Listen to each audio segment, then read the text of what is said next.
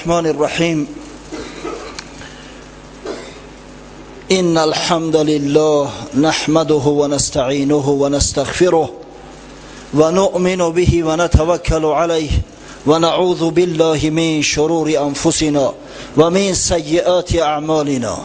من يهده الله فلا مضل له ومن يضلل فلا هادي له ونشهد أن لا إله إلا الله وحده لا شريك له ونشهد أن محمدا عبده ورسوله.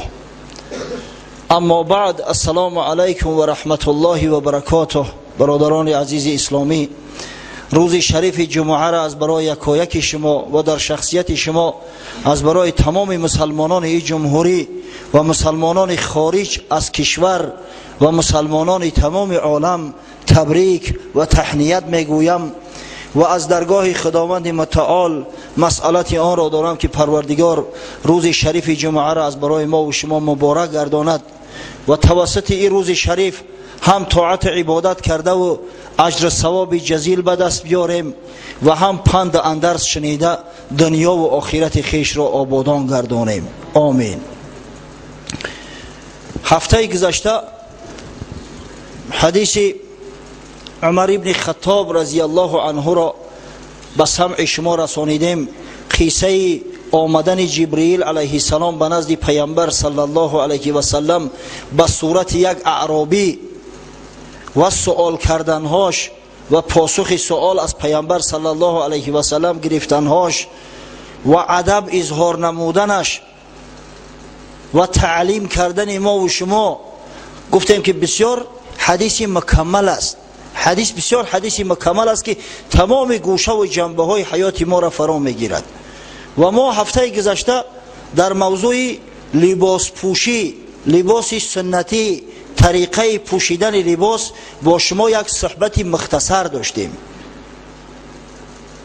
خب امروز انشاءالله صحبت ادامه میدهیم که همون مرد اعرابی یعنی حضرت جبرئیل که به صورت اعرابی آمده بود، بسیار لباس های تازه و آزاده در بر، لباس های سفید که در لباسش یک ذره گرد دیده نمیشد، موی سرش بسیار تازه و آزاده و زیبا،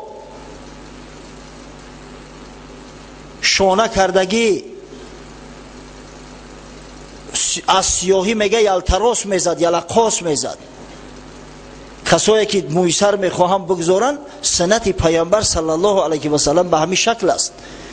حضرت رسول الله صلی الله علیه و سلم تاکید میکند من کان له شعرا فلیکرمه. هر کس موی سر میگذارد باید او موی سر احترام کند، احترام کند، زیبا و آزاده گذارد. یک وقت من هیچ باورم نمی اومد که در تاجیکستان ما هم میمون بازی ها پیدا می شود. بعضی جوانا موهای سرشون مثل موی خروسواری، تاج خروسواری چخ کرده و در کوچه و بازارها می گشتن. حتی بعضی بشرماش به همون موی سر به مسجد هم می اومدن. کسی که موی سر می گذارد موی سر سنتی گذارید. تمام سر زدن در تاری سر 4 مو ماندن، پولو باکس میگن، خاک میگن، بلا میگن. این از سنت پیامبر نیست بچه. از برای خدا میمونی مرحمت بمانش تازه آزاده خوشروک، اما تو تقلیدی به غربی ها نکن. یک دم میبینی که جوانای ما هم خودشون دیما بلند میکنن، پیشای سر میزنن، کفور دراز میکنن، رنگی زلفی عروسا بارین. یک دم میبینی که تمامی سر میزنن در تاری سر 4 قیله بمونن. وقتی بازی فوتبال بود انتظار کشیدیم که کی زمانی بازی کمانده الجزایر میشود، کمانده مسلمانا مخلصی کنیم.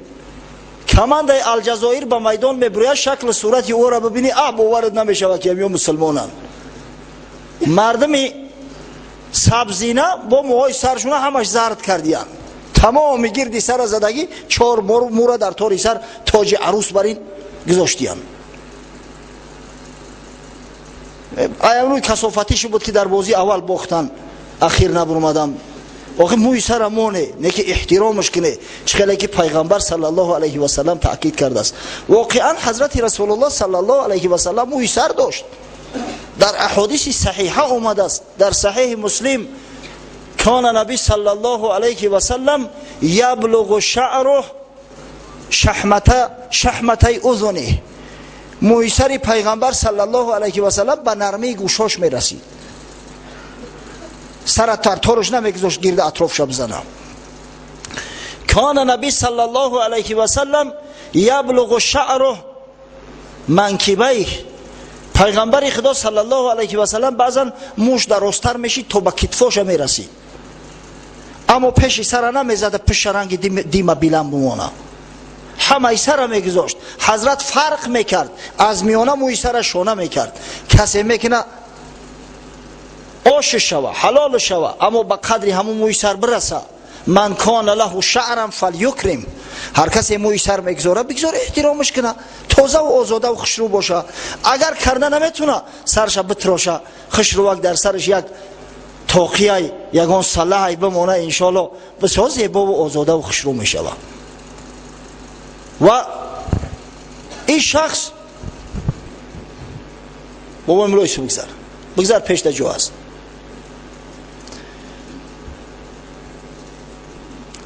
نزد پیغمبر خدا صلی الله علیه و سلم با تواضع و ادب داخل شد.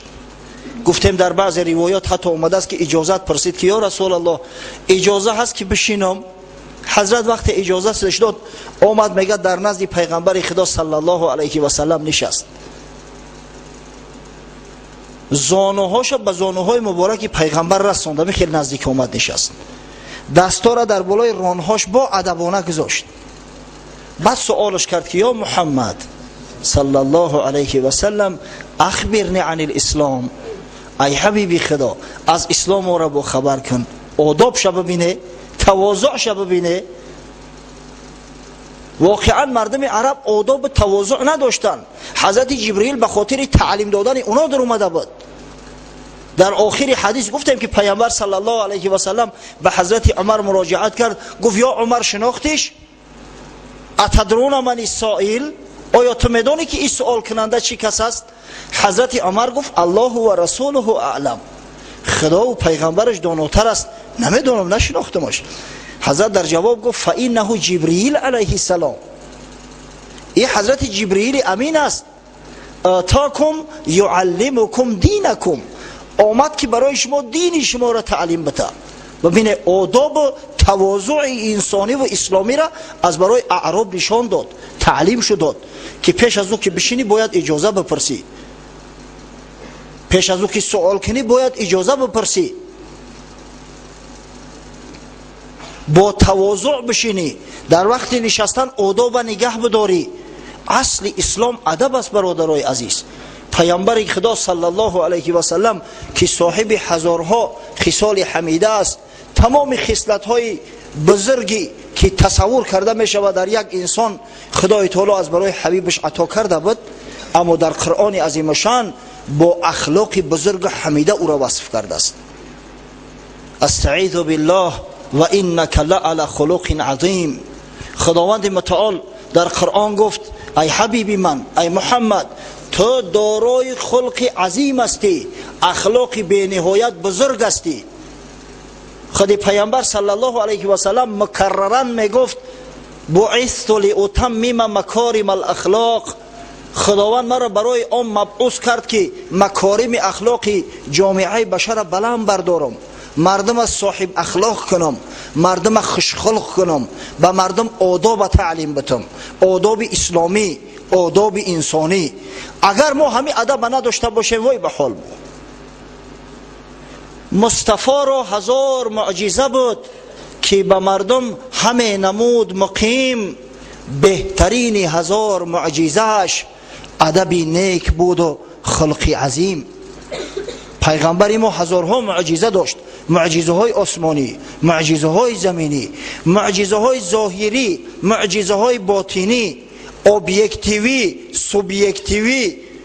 بزرگترین همین معجزه هاش میگه آداب و اخلاق بزرگی قرآنی محمد صلی الله علیه و سلم بود که واقعا آداب و اخلاق به نهایت بزرگی داشت. از مادر و بی بی عایشه رضی الله عنها سوال کردن که یا رسول الله از اخلاق پیامبر صلی الله علیه و سلم چیزی به ما نقل کن. مادر پرسید اتقرأ القرآن؟ از سائل پرسید که آیا تو قرآن میخونی؟ گفت نعم یا امه. بله گفت مادر جان. گفت کان خلق رسول الله صلی الله علیه و سلم القرآن. اخلاق پیامبر صلی الله علیه و سلم قرآن بود، طبق فرموده های قرآن عمل میکرد. اخلاقش سرچشمه از قرآن میگرفت. قرآن ما سر تا پا همه درباره ادب است، درباره تعلیم است، درباره تربیه است. عبادت خدا خود اخلاق و ادب است. معامله و مناسبت با پدر و مادر و احترام پدر و مادر ادب است. احترام استاد ادب است. احترام علما و فضلا ادب است. احترام همسایگان ادب است. احترام مسلمانان ادب است. خدمت کردن در راه دین شریعت جامعه ادب است. تعلیم تربیه فرزند ادب است. من جمله تمام قرآن سر تا پا همه ادب است، همه بیانگوی ادب است. نزد ارباب هنر مایه ایمان ادب است. لاجرم پیشه مردان سخندان ادب است. آدمی زاد اگر بی ادب است آدم نیست. فرق ما بین بنی آدم و حیوان ادب است. آدمی زاده که ادب نداشته باشه او آدم نیست. آدم از حیوان با ادبش فرق میکند. چند روزه که در این دیر کهن مهمانی، با ادب باش که خاصیت مهمان ادب است. ما و شما همه مهمان هستیم در این دنیا، یک روز میگذریم و میرویم. پس با ادب باش که مهمان با ادبش زیبنده است. مهمان به خاطر ادب احترام میکنن، مهمان بی ادب که احترام میکنن. دیروز جنازه بود، جنازه استاد ما حاجی قمرالدین عبدالله خدا رحمتش کنه. عالمای بزرگ شهیر از جمهوری آمده بودن، گسیلشو میکنیم، از بعضش دعا میگیریم. یک برادر خواستیم دعاشو بگیریم که دستام عقبید نگذاشت. گفت داملا لازم نیستیم، ده حق ما دعا که کفایه میکنم. یک کسی دیگه در پهلوش ایستاده. بعضی مردم به همون حزلای میمونوارشو خیال میکنن که خیلی کاری خوب کردیم. گفت برآورده نتونستی پول داملا 100. گفتم این مردک ما را نگذاشت که ببراریم اخی. آدمی به عقل به ادب که هست. گفت یاردمت کنیم؟ میخنده. گفتم شرم ندار، صدقه جوان مردیت کنه. ترا مثل ما مردی، ترا با ریش مونده، ترا حاجی خاک در سر داخل خداوند نعمت داد است. نمیم بری اخی ایا کس دکست دعا بگی. ما همیو را مهمان گفته و احترام شو کردستیم، حساب خود ما احترام شو کردستیم. تا عقل ادب نداری، اگه با حضر شوخی میکنه، حضر شوخی در سرت مونه. تو آداب انسانی را یاد بگی. انمی فرقی بین آدم و حیوان ادبه. مهمانی که احترام خود نداشته باشد او را هیچ که حرمت نمیکنه. همه آدم هم مهمان به در این مسجد، قوم دائمی این مسجد شاید نباشه، نه که حرمت احترام خود که بجا نمیاره که او را احترام میکنه. او چی و یک ابله قد کوچه چی بایشو هیچ تفاوت نمیمونه، اگر چند سخت چند برسه بای برادر. چند روزه که در این دیر کهن مهمانی، با ادب باش که خاصیت مهمان ادب است. چشم بکشا و ببین جمله کلام الله را، آیت آیت همگی معنی قرآن ادب است. کردم از عقل سؤالی که بگو ایمان چیست؟ کردم از عقل سؤالی که بگو ایمان چیست؟ عقل در گوش دلم گفت که ایمان ادب است. همو ایمان میگن همو ادب است. مؤمن یعنی شخصی با اخلاق و با آداب. ای پسر پندی پدر گوش بدار هم شب و روز، دولت و ثروت تاج سری مردان ادب است. شمس تبریزی بکن ذکر خدای ملکوت، شمس تبریزی بکن ذکر خدای ملکوت. نغمه پردازی این مرغ خوشالحان ادب است. همه ذکر کردن نغمه پردازی در راه خدا همه ادب است. همه یمی اخلاق است. مسلمان با اخلاقش زیبنده است، اخلاق حمیده و حسنه داره. مسلمان تواضع و خاکساری داره، مسلمان حلم و بردباری داره، مسلمان صبر داره. اگر همین چیزا را که نداشته باشه، ادب که نداشته باشه، وای به حالش. فرقی بین او و بین بی ادب و بین ریکت ها دیگه چی میمونه؟ گفتیم که خلق پیامبر صلی الله علیه و سلم خلق قرآنی بود، اخلاق بسیار حمیده و بزرگی داشت. شب گذشته، همین شبی که سپری کردیم، شب معراج پیامبر صلی الله علیه و سلم بود. شبی بود که حبیب خدا محمد صلی الله علیه و سلم به مکانهای رسید که ملائکه های خدا قدرت اوجا بالا شدن ندارن، بالهاشو می سوزد. چیزهایی را دید، چیزهایی را شنید که هیچ کس از بنی بشر ندیده و نشنیده بودن. و این بزرگی و این شرف خداوند متعال به پیشوای ما محمد مصطفی صلی الله علیه و سلم در این شب عطا فرمود. اما آداب شب بینه، اخلاق شب بینه که تا کدام درجه بلند است. چند از اخلاق و آداب حسنه پیامبر صلی الله علیه و سلم به سمتون میرسانم، از بس که روزی بعد شب معراج است امروز. بعد ان شاء الله با صحبتمون ادامه میدیم.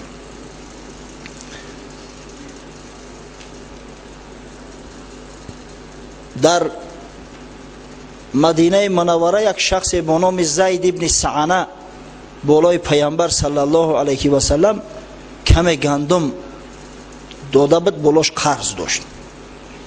یک روز آمد نزد پیغمبر خدا صلی الله علیه و سلم، شاید باری چندم باشه، گفت یا محمد صلی الله علیه و سلم. این زید ابن سعنه حالی مسلمان نشیده بود. گفت گندم ما بته، قرض برگردان. حضرت گفت اندکه که دیگه مهلتم نمیتی، تو مهلتم بگذار تا نمازی پیشی نماز بخونیم، من قرض نمیتم. از گریبان پیغمبر صلی الله علیه و سلم گرفت بی ادب، گریبان به حد کشید که حتی پای گریبان در گردن زیبای حبیب خدا ماند. گفت شما بنی عبدالمطلب همیشه متاطله میکنید، امروز پگاه میکنید، شرم نمیداره؟ گندم گرفتی بته، قرض که گرفتی تیز در وقتش ادا کن. حضرت عمر همی واقعه را میدید، آمد به غضب به نهیب یک شپلق در پشت کلش زد. تو بدبخت، گفت چی کار میکنی ملعون؟ یا رسول الله، گفت اجازت سرش از بدنش جدا کنم. حضرت گفت یا عمر خطا کردی، کاری تو نادرست است. تو همچه مردی مسلمان با ادب باید این مردی جاهل به حسن مطالبه دعوت میکردی، مرا به حسن پرداخت ایرا دعوت میکردی که قرض دادی ثواب میگیری، پس همون قرضی که دادی همون را به نیکی، به خوبی، به سخن خوش طلب کن.